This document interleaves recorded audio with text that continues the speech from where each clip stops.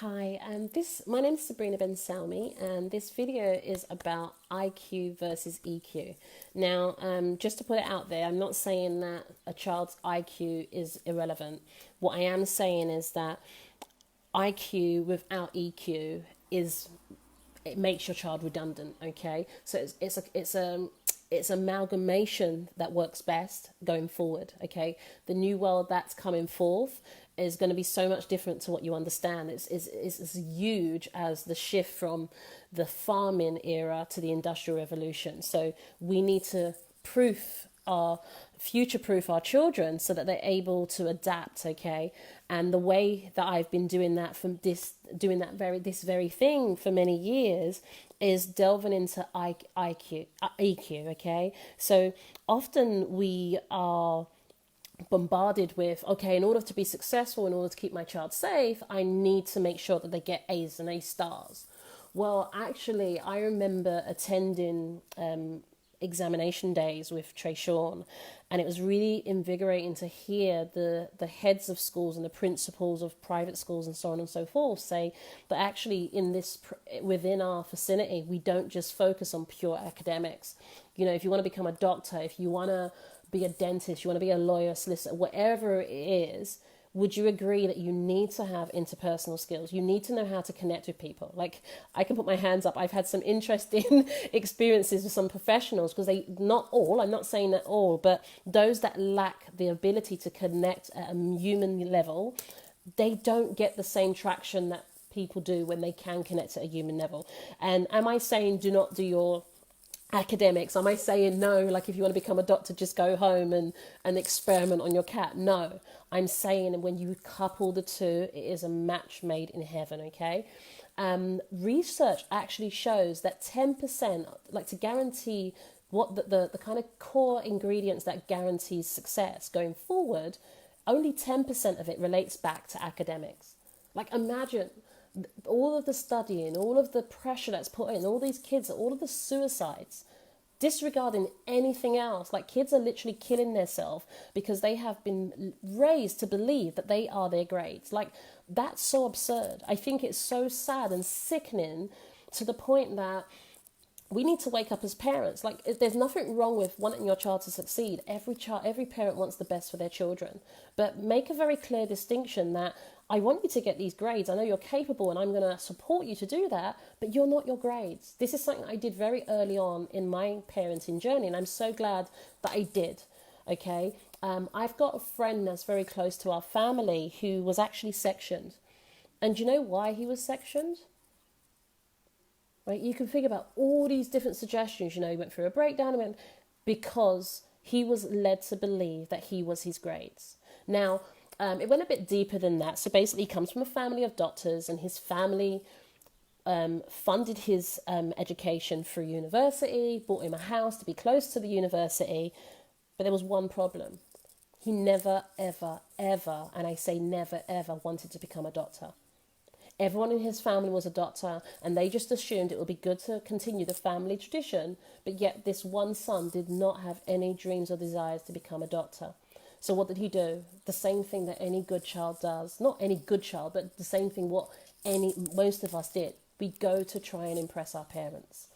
So he went through school, he went through college, he went through all of the different steps, right up to university. And it was only in adulthood then he really snapped. And he said one thing to me just before he really went over the edge. And he's not quite back the same to this very day. And we're talking about 8 years ago. And he said to me, Sabrina, if your children tell you they do not like to do something, don't make them live, don't live your life for your children.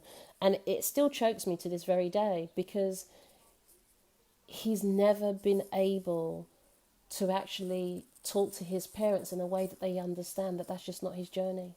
His father died recently. His mother's still alive. And this young man is living with the burden of being something that he's not, creating grades that are nothing to do with him. And he created this whole life that he doesn't even want to embody. So here's the thing, as parents, do you really want to put that just so you can say, well, hey, my child graduated and, you know, they get A stars and they get that. If that's what your child's doing effortlessly, phenomenal, support them with that. but do not give them the facade that they are their grades. And the reality is that if only 10% of their academic achievement equates to their outcome in terms of success, is it really worth it in the end? The next is social interaction. Do you know that social interaction actually contributes 20% to the outcome of success for your child? How comes that's actually 10% higher than academics? So we spend all these years in school, and my children have challenged me, so I go through quite a lot at home, and they will ask me the why. Why am I here? If I can go out for a weekend and learn all these things within such a short space of time, Mum, how comes you can't give me an answer as to why I'm at school from the age of 5 up until 18, and yet these people are still coming out of schools and establishments without being able to get into the field that they desire to get into? So yes, I am saying that social aspect is needed. No, I'm not saying not to go to college, not to do university. I'm just saying, but it's only 10% of the actual over-end result. So why are we so fixated on one aspect and not coupling up with the rest? And would you agree that a whopping 70% that determines your overall success of your child, 70% actually stems back to mentorship, application. So if your child is in an apprenticeship, mentorship, actively doing, actively being, actively immersive, actively connected to the desired outcome that they desire to achieve, that is a whopping 70%. So just imagine if you can intertwine all three of those aspects, the 10% of the academics, A stars, the 20% of socializing, coupled with a mentor, powerful dynamic starts to take place. Not only are they more or less guaranteed success, they already have someone to hold their hand. And the chances are the person that they're going to be handing over the CV to is already someone that they have a relationship with. Now, for me and my family, this is nothing new. So if you know of myself and my family, we have been doing this since 2011 publicly. One of the reasons I wanted to come out and share is that I realized that as parents, it's one of the most difficult jobs in the world to do. But I have always been a people watcher, and I started to watch and I started to be very curious, like what are the key components that kind of create success? I always heard that wealthy people produce wealthy children, and the poverty mindset produces poverty. And don't get me wrong, you always get supernovas, so it doesn't matter where you start. When someone has a passion and focus and purpose, they're going to go supernova in that direction. What I do mean is that in order for us to collectively have that desired end step result, we need to implement these 3 steps, okay? Getting our children academic savvy, but not just focusing on theory and book smart. If you can only remember, that's only part of the equation. What about implementation? Why on earth, just sit a moment and think, why is it that my children actively run workshops at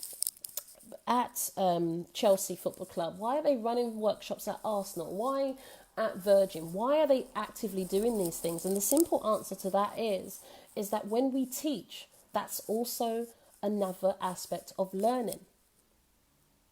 Okay, the minute you can teach it to someone, you get another layered aspect of learning that you can't teach. You can't actually gain that by reading the book. You can't gain it by just thinking about it at home, because it's another stage of how I've learned how to tie my lace. I'm now going to teach someone else how to tie my lace. And by doing that, I get to see things at an entirely different perspective. So 10,000 hours it takes to learn a new skill, to perfect it. So what could your children be doing now in their childhood as fun, as child play? What can they be getting involved in? Now, if it's, here's the thing. The way you're doing it, how is it serving you? I have no right to tell you that you're doing it wrong, but I am going to invite you to add to whatever you're doing a new aspect that can expand your awareness and amplify what you're already doing. Because I feel that when a child can be academic savvy, but not just from a place of remembering, from a place of implementation, from a place of being creative, kind of taking what it is, dissolving it and creating something completely different. How cool would it be for your child to understand what is social media about? Because chances are, I know there's a lot of children that are on social media, that are out there doing as an influencer and so on and so forth. But would you agree that the majority of children use social media for gaming, or not for gaming in terms of putting up their videos. I mean for gaming, like watching. I've seen kids, like years ago, I remember seeing one of my children had gone to school and came home and said, "Oh, Mummy, I'm watching a child play with a toy." And I was like, that's so baffling. Why don't you just play with your toy? And, you know, with our kids, they're social creatures. So they were like, "Oh, well, Sammy told me." Well, that wasn't the name, but it was just a child. And I thought, that's really intriguing. So what if you can teach your children that social media is a powerful tool? A powerful tool not only for entertainment, but for what? For sharing your story and selling the story. You see, us as human beings, we connect to stories, we connect to real life experiences. What if your child has a perfect solution to a problem that currently exists in our society, and they can just get used to talking? You see, this whole essence of me titling this IQ and EQ, the other aspect of that is, what if your child can get very comfortable with communicating their ideas? You see, if that was the only thing you achieved in childhood, you have set your child up for success, because what they will do is stop seeking external validation. They'll start believing their own inclination. And we have downloads of visions and dreams and solutions all day long, but we push them out, and that's why it takes so long for them to actually be shared with the world. So what if you can teach them how to communicate their story? What if you can teach them not only to be confident and communicate with their peers, what about communicating with people that are younger than them? What about communicating with adults? And one of the questions I want to ask you is, how does your child fare when they are in a room saturated with adults? How does your child fare when they have to explain what they like or where they're going or ideas that they want other people to join the table, when they're having to do that around adults they've never met in their life?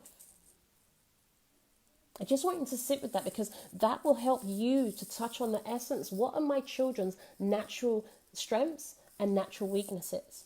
Now, I don't know if you've ever connected with any of my children. You will notice me do something very, very purposeful. Some have said it's very irresponsible, but if you're a mother or a parent, you will understand that you can be away but still be vigilant.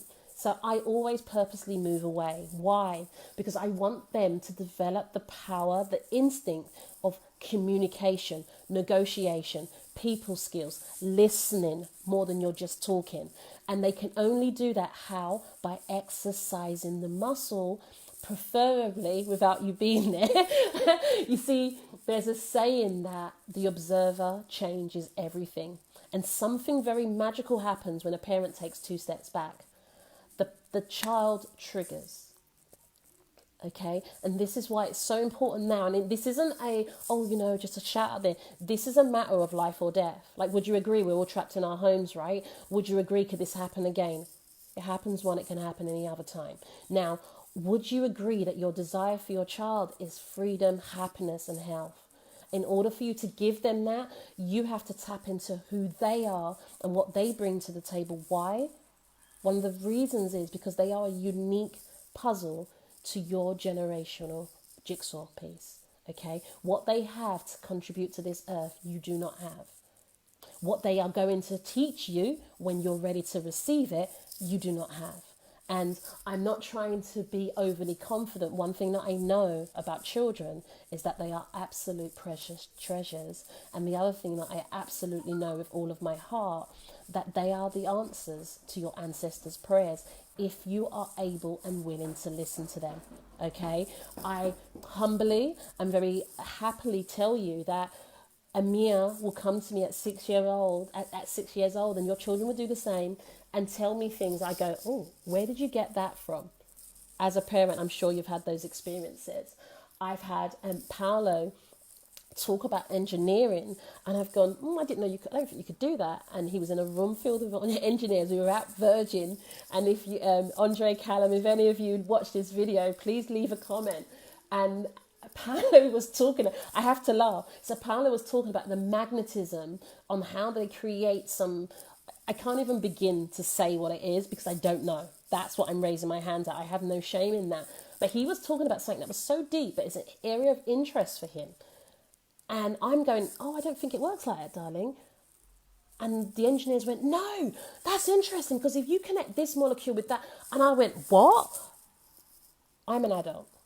I cannot put into words how shocked I was that my son had that level of understanding that made engineers who are actively in aviation, engineers at Bentley, and they went, wow, that's amazing. They started to go, okay, we're going to put this project together. So there are things that the kids are involved in that are not on social media because of what it's attached to. And because of Paolo, we ended up at Brunel University, and his siblings came and supported us. And I'm telling you this because I want you to understand the reality of it. Then you have Yasmin. Yasmin has always, she's a bit like me. She's the lover. She's very sensitive. But she would always say to me, Mummy, don't retaliate, Mum. Forgiveness. And she would tell me things in a very intricate way that I couldn't fathom. But again, what if I shut her down? How am I going to learn it? So she took me on a wondrous journey. And Sam Livermore, if you also see this video, please comment below. I want the parents to see the reality of children know so much more beyond you do if you're able to get over your ego and pride and just realize, you know, they're children. They're going to bring to the table because they are half of you, half of their father, and then some. Okay? Then you have Trayshawn. Trayshawn loves nothing more than freedom. And the way he likes to go about that is through finances. So he goes, Mum, I'm not really talking about the money you're talking about. I want real money. I was like, son, what do you mean real money? So he said, like property, Mum, investment. I want to do stocks and trade.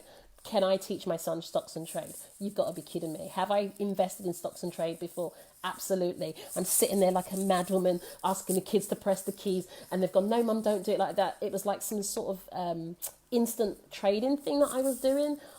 I didn't have a clue. Not only did I not have a clue, I didn't enjoy it. So what's the point? So here's the thing. My son enjoyed it. I managed to get a mentor. We met day one and he became the mentor for my son. And there was another young man that was connected to Trey at the time. And I said, here's the thing. Could you mentor Trey and mentor his companion at the time? And he done that. And his name's Jurgen Pallion, an absolutely golden gentleman that's in his life. So my son has been learning stock and trade for the last 18 months, perhaps 18 months plus. And is it all theoretical? Is it all in the book? No. Does Jurgen know his stuff? Absolutely. Does he know more than me? Absolutely. So why would I hold my children back? Does Trayshawn actively trade online? Yes, he has his own trust fund where he actively trades online. He cannot touch it until he's 18. Here in the UK, we're lucky to be able to do that. So here's the thing. If I stand in the way of my children, can I take me and my family to the next level? No. Why? I don't have the same interests as them. I don't have the same skill set as them. I don't have, I may have an essence, but I don't have all of it. So activation of them is for the greater good for the family going forward. We then have Lachey. Lachey is very intuitive. Lachey is the child. Remember, we keep saying Fantastic Five, and she's like the celebrity child that kind of goes in and out. Lachey is very much about sacredness. So a lot of what she does, you will not see. She is doing some supernova things in the world. The only thing I'm allowed to talk about is the YouTube and the Korean aspect. So the YouTube in Korean is her hobby. Okay, I will say it again. Korean and YouTube are a hobby. It's not even her front end. And that hobby has taken her to over 28,000 subscribers on YouTube. Hobby. For fun. Okay. That has taken her to work with the Korean Culture Center.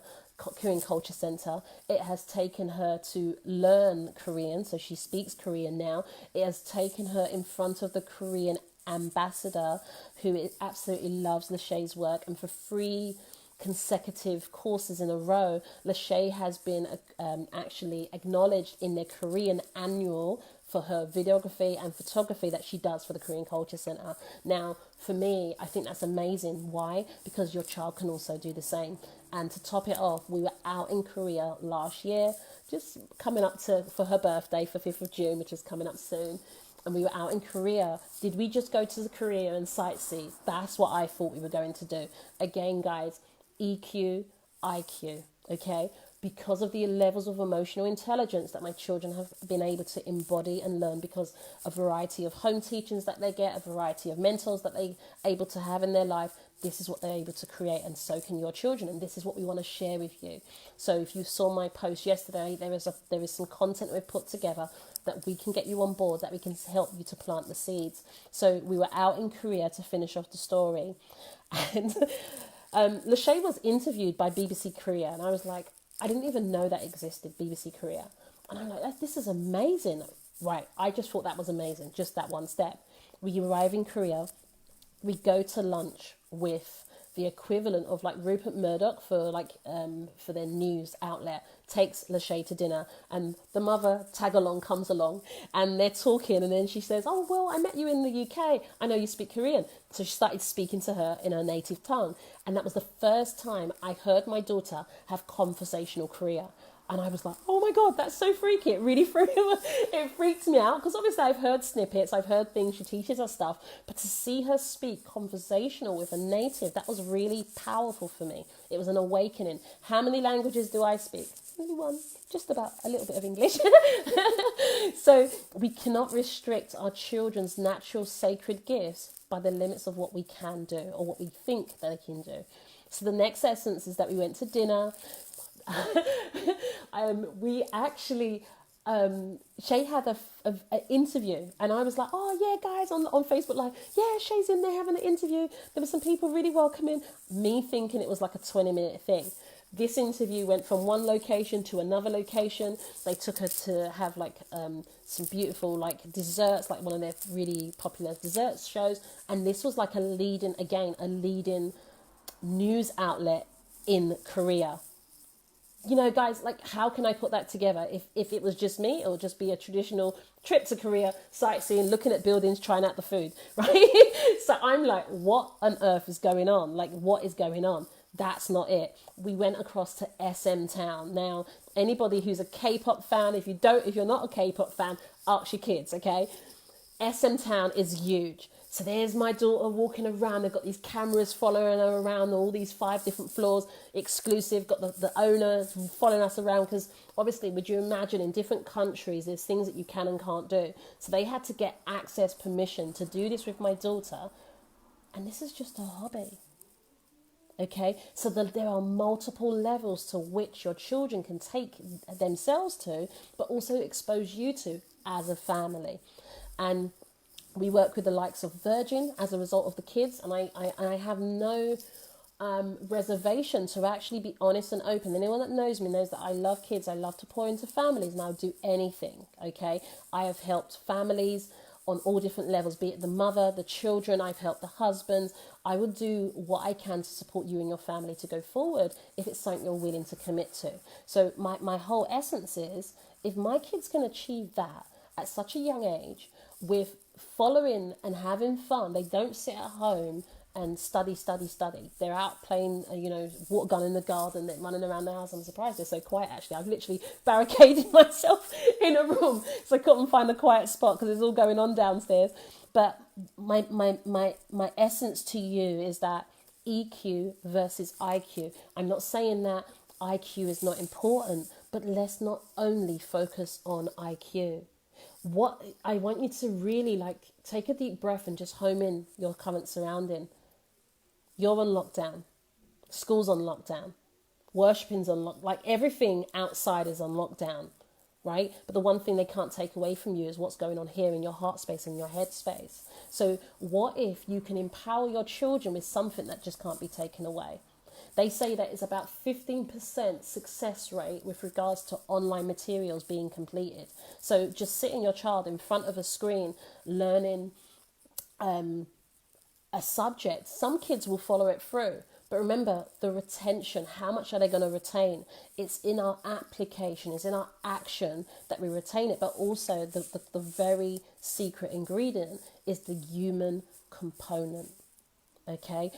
As human beings, we are the secret ingredients to making it a success. So having mentors in your child life, having coaches, having peers that they can say, oh, wow, they can do that. This is easy.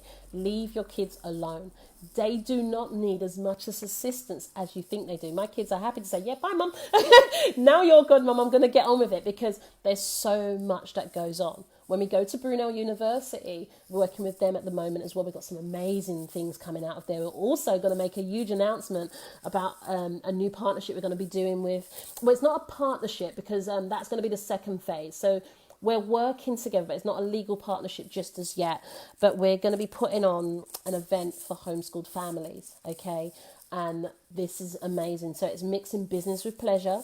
Business with pleasure is more about mixing learning with pleasure. So there's going to be some gaming and there's going to be some learning, and it's cool. So they've got a lounge up there with all consoles. So, you know, you want a mixture. So we don't have any judgment on, like, if you want to be into gaming, whatever it is for you, go into it. But realizing that you need to connect with people that's going to make a reality for you.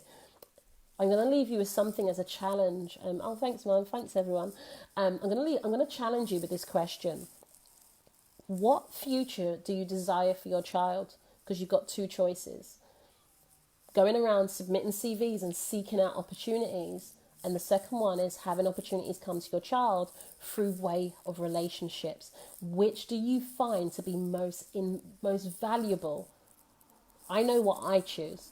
But the truth is, I can't choose for you, but the choice is yours. So that's my offering for this one, IQ versus EQ. But it's really an add-on. So IQ is always phenomenal, providing that you recognize that academics only serves 10%. Socialization is another 20%. 70%, a whopping 70%. And these are not my words, this is research. Go online, Google it.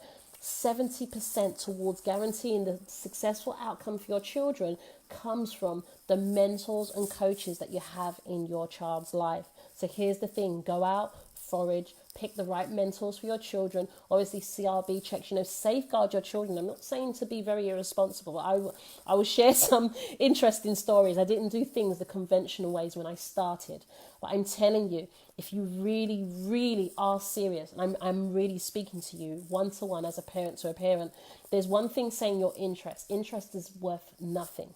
If you are seriously committed to supporting your child, you need to take it seriously. Am I saying that you have to invest in the packages and services that I offer? No, but you should be investing in something.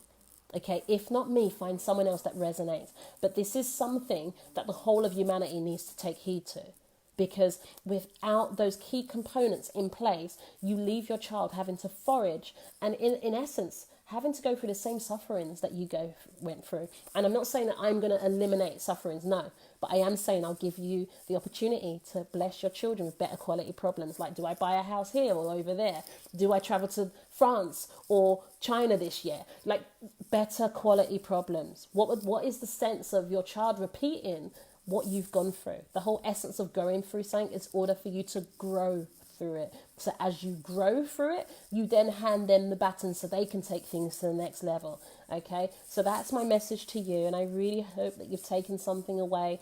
If you obviously can play this back again, I'm going to add it to my YouTube channel and to my podcast that's going international. It's quite interesting. So you haven't got podcasts just as yet. Lachey's put some packages together that can help you to do that, because the kids have been super creative at home. But I'm currently at 350 listeners daily around the world in Ireland. We're out in Sweden, I think Mir's in Indonesia. So we've all got our individual podcasts. So check it out, see what's relevant to you. The most important thing is that you've got to realize is that life is a buffet. Not all of the dishes that's out on display you have to consume, but it's a buffet. Start to choose. Okay, the only thing that's holding you back or holding your children back from experiencing what they desire to do is mindset. So go out there, indulge. The buffet is there. God's already given it to you as a birthright from the day you entered this world. Allow yourself to integrate your children into the family, because why are you the architect for their future? Trust them with their future, because they already know where they're going. Let's stop disturbing that. Take good care of yourself. Speak to you soon. Bye.